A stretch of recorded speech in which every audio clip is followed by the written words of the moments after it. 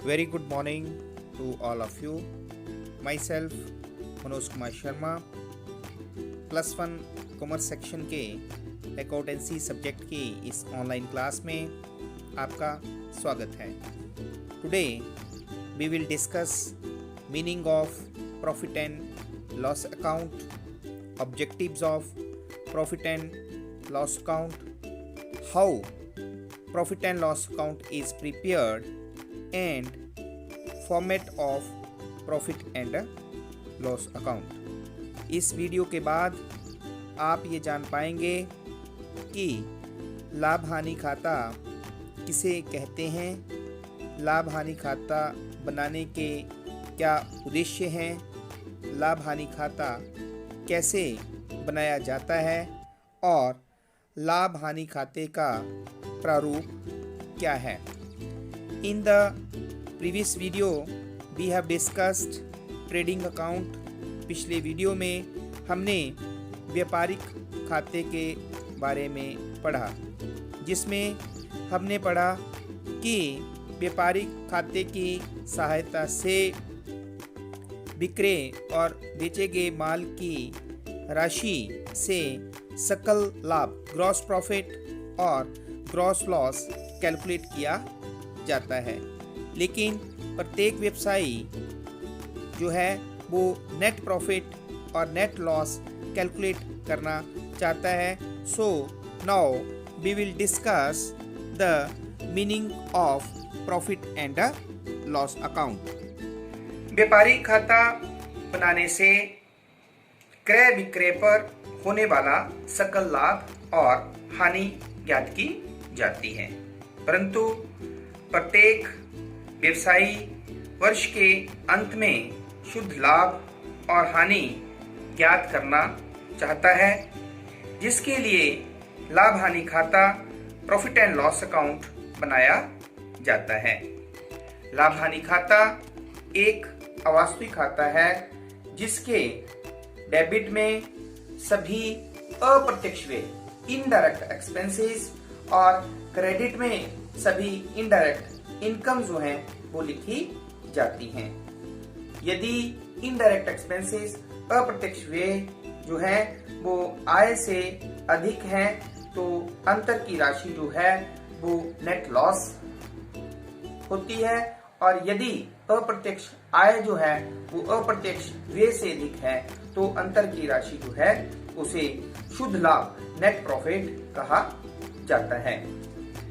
According to quarter के अनुसार लाभ हानि खाते का आशय उस खाते से है जिसमें समस्त आय एवं व्यय एकत्रित किए जाते हैं, जिसमें आय की व्यय से या व्यय की आय से अधिकता ज्ञात की जा सके.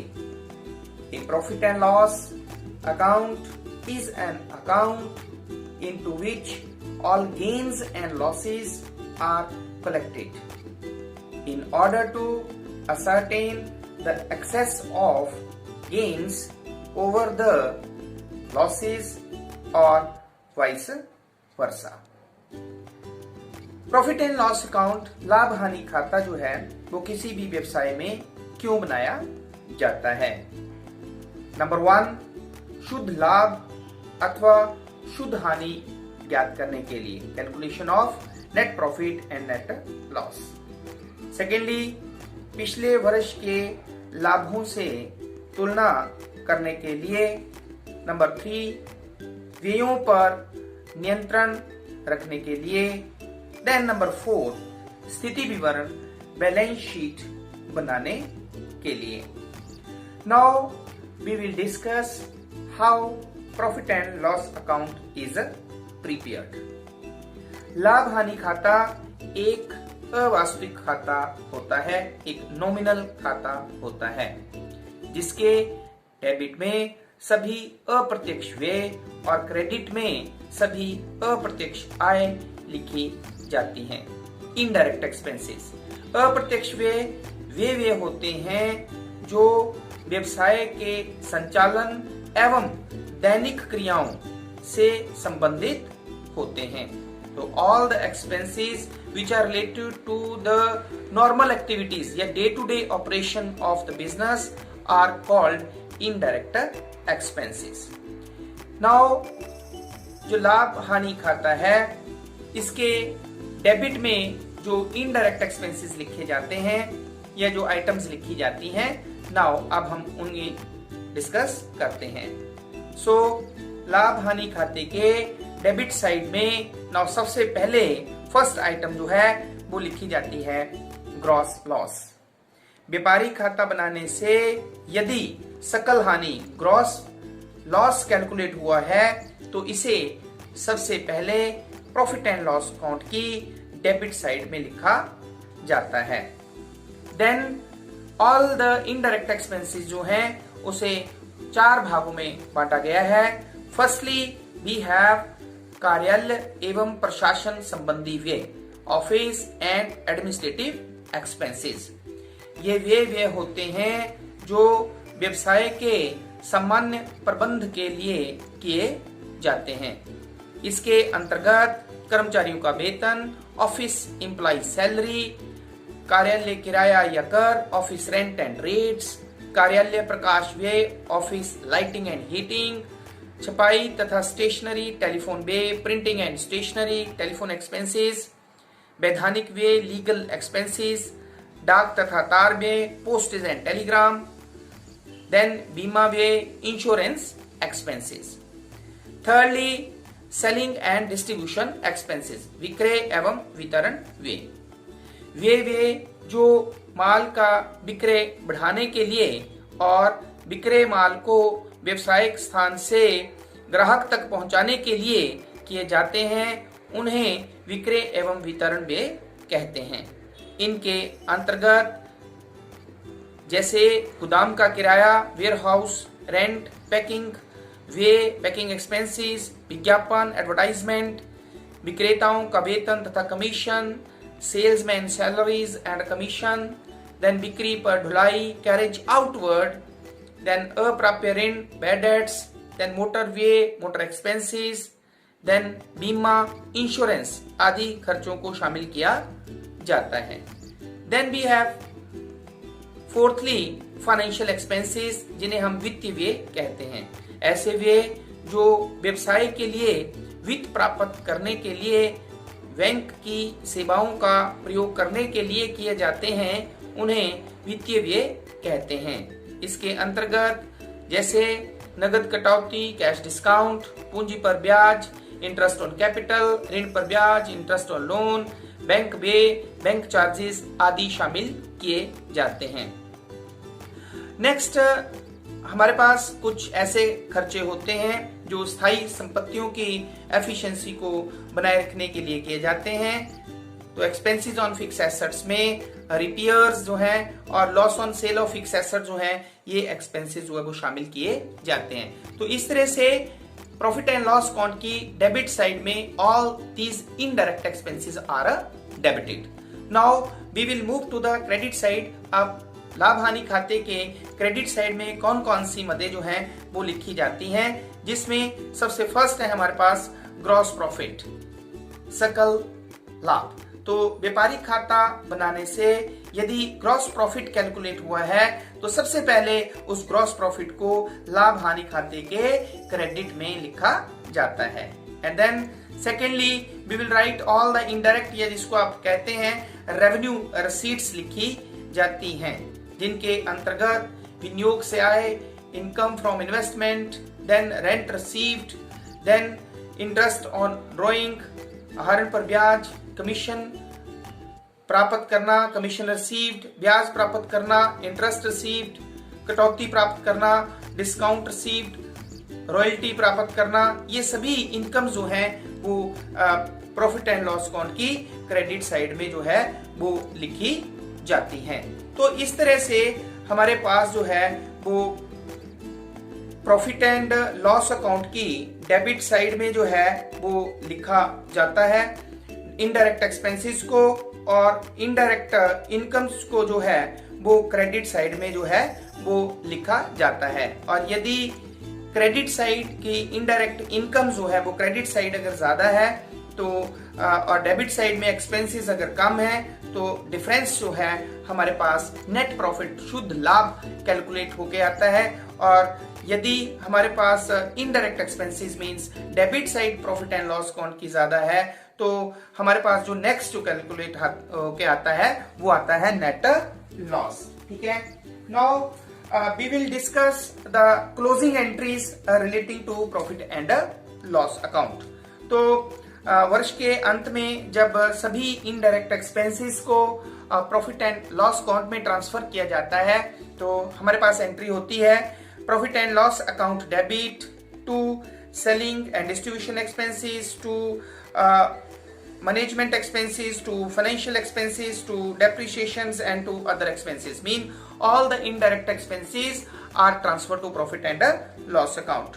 उसी तरह वर्ष के अंत में जब जो इनडायरेक्ट इनकम जो हैं उन्हें जब प्रॉफिट एंड लॉस अकाउंट में ट्रांसफर किया जाता है when all the incomes are transferred to profit and loss account then the journal entry will be all the indirect expenses such as a discount received account, bad debts recovered account, interest received account, rent received account, income from investment account, interest on drawing account, other incomes account to profit and loss account। Clear? Then if profit, अगर हमारे पास profit आता है तब हमारे पास journal entry होती है profit and loss account debit to capital, क्योंकि जो प्रॉफिट होता है इसे हम कैपिटल में ट्रांसफर करते हैं और उसमें ऐड कर देते हैं उसे। और अगर हमारे पास जो है वो लॉस आता है then we have entries capital account debit to profit and loss account. So these are the closing entries of indirect incomes, indirect expenses and net profit and net loss. Now we will discuss the format of the trading profit and loss accounts. तो अब हम जो है वो profit and loss account का format discuss करते हैं। तो firstly we will write at the top format of profit and loss account. तो profit and loss account of जिस भी कंपनी फर्म का हम प्रॉफिट एंड लॉस अकाउंट बनाते हैं सबसे पहले उसका नाम लिखा जाता है। Then for the year ended, तो if there is 31st March then we will write 31st March 2019। अगर 31st दिसंबर है तो we will write here 31st December. Clear? Then it has T format. मैंने आपको पहले भी बताया कोई भी अकाउंट जो होता है उसका टी फॉर्मेट होता है। ठीक है, तो if it has T format है तो लेफ्ट साइड डेबिट साइड और राइट साइड क्रेडिट साइड होती है, इसलिए हम टॉप में डी आर मीन डेबिट और सी आर मीन क्रेडिट। सो इसके both the sides debit side और क्रेडिट साइड में दो कॉलम्स हमारे पास होते हैं, particulars amount, particulars and amount.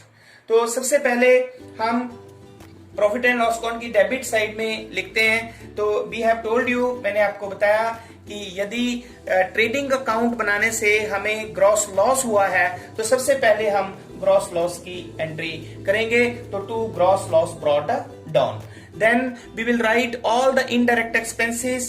So we have told you the indirect expenses are divided into different headings। So firstly, for example, we have office and administrative expenses जिसमें हमारे पास आता है salary, so to salary, to rent, rates and taxes, to postage and telegram, to telephone expenses, to printing and stationery, to office expenses, to insurance। Clear? Then we have the next heading of the indirect expenses is marketing and selling expenses। So under this heading we have to carriage outward is there, to freight outward is there, to advertisement, to godown rent, to commission, to discount allowed and to bad debts, all these expenses, indirect expenses। Then thirdly we have the financial expenses। Under the financial expenses we have bank charges, so to bank charges, to interest, to depreciation, to audit fees, to loss by fire, to charity, to loss of sale of fixed asset। So इस तरह से हम सभी indirect expenses को debit side में लिखेंगे। Clear? Then move to the credit side. Credit side में मैंने आपको बताया कि अगर ट्रेडिंग अकाउंट जब हमने बनाया है तो अगर ट्रेडिंग अकाउंट से ग्रॉस प्रॉफिट कैलकुलेट हुआ है, सकल लाभ कैलकुलेट हुआ है, तो उसे हम सबसे पहले क्रेडिट में लिखते हैं। ठीक है, फिर हम ऑल इनडायरेक्ट इनकम, जो भी हमारे पास इनडायरेक्ट इनकम्स होती हैं उनको हम लिखते हैं, जिसमें by rent received, by commission received, by discount received, by dividend received, by interest on investment, interest on drawing, royalty received, sundry income, all these income जो है वो उनको हम प्रॉफिट एंड लॉस अकाउंट की क्रेडिट साइड में लिखते हैं। Then we will do the total of the credit side या डेबिट साइड का हम टोटल कर लेते हैं। अगर हमारे पास क्रेडिट साइड ज्यादा है, ठीक है, अगर ये क्रेडिट साइड का total we have more than the debit side, हमारे पास क्रेडिट साइड का टोटल जो है, जो इनकम्स हैं उसका टोटल हमारे पास क्रेडिट साइड के डेबिट साइड के टोटल से ज्यादा है, then the difference is net profit. तो ये हमारे पास जो है वो डिफरेंस जो है वो नेट प्रॉफिट आता है। क्या आता है हमारे पास? डिफरेंस जो है वो नेट प्रॉफिट आता है। क्लियर? और ये नेट प्रॉफिट जो है इसे हम कैपिटल में ऐड कर देते हैं, बैलेंस शीट में जब लायबिलिटी साइड में हम कैपिटल लिखते हैं उसमें हम ऐड कर देते हैं। क्लियर? लेकिन सिचुएशन इससे अपोजिट भी हो सकती है कि मान लो हमारे पास ये इनडायरेक्ट एक्सपेंसेस जो हैं वो इनडायरेक्ट इनकम से ज्यादा है। ठीक है, so when the expenses, when these expenses are more than the income, जब इनडायरेक्ट एक्सपेंसेस हमारे पास इनकम से ज्यादा है तो हमारे पास नेट लॉस कैलकुलेट होके आएगा। ठीक है, so difference is net loss. तो ये जो नेट लॉस है, then difference is net loss. तो ये नेट लॉस भी हमारे पास बैलेंस शीट में हम इसे ट्रांसफर करते हैं कैपिटल में से माइनस करके। क्लियर? सो इस तरह से जो है आज के इस वीडियो में हमने meaning of profit and loss account, objectives of preparing the profit and loss account, then the format of the profit and loss account and how the profit and loss account is prepared, ये concept हमने discuss किए। तो I hope कि ये concept आपको अच्छी तरह से समझ में आ गए होंगे। Thank you very much.